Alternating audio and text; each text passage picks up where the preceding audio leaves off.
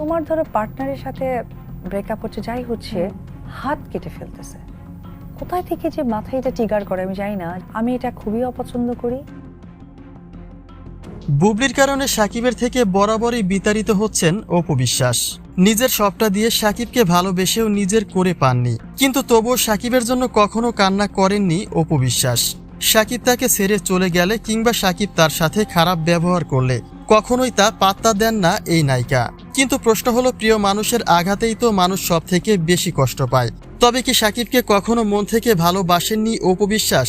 আর নয়তো সাকিবকে হারানোর পরেও কিভাবে তিনি নিজেকে নিজের মধ্যে সামলে রাখতে পারলেন, সেই প্রশ্নটাই নেটিজেনদের।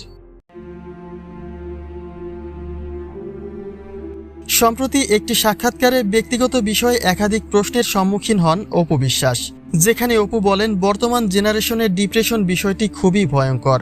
পার্টনারের সাথে বিচ্ছেদ হতেই পারে, কিন্তু তার জন্য কেন ভেঙে পড়তে হবে, কেন কান্না করতে হবে?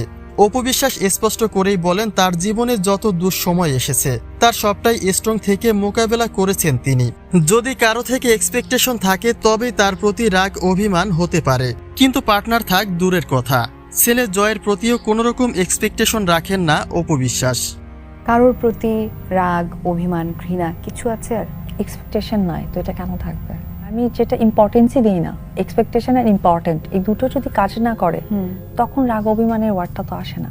তবে সাকিবের প্রতি অপু বিশ্বাসের কোনো এক্সপেকটেশন রয়েছে কিনা তা বুঝিয়ে দেয় বুবলির সাথে দীর্ঘদিন ধরে চলা দ্বন্দ্বের মাধ্যমেই। মূলত অপু বিশ্বাস সাকিবের কাছে এতবার বিতাড়িত হয়েছেন, যা বাকি সবার থেকে অনেকটাই ব্যতিক্রম।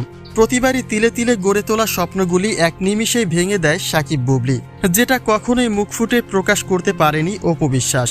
আর তাই নিজের মধ্যে নিজেকে এখন শক্ত করে নিয়েছেন অপু বিশ্বাস। তিনি তার প্রাপ্য সম্মানটুকু নিয়েই বাঁচতে চান, আর সেই উদ্দেশ্যে সাকিবের প্রতি তার কোনো এক্সপেকটেশন নেই বলেই জানান দিয়েছেন।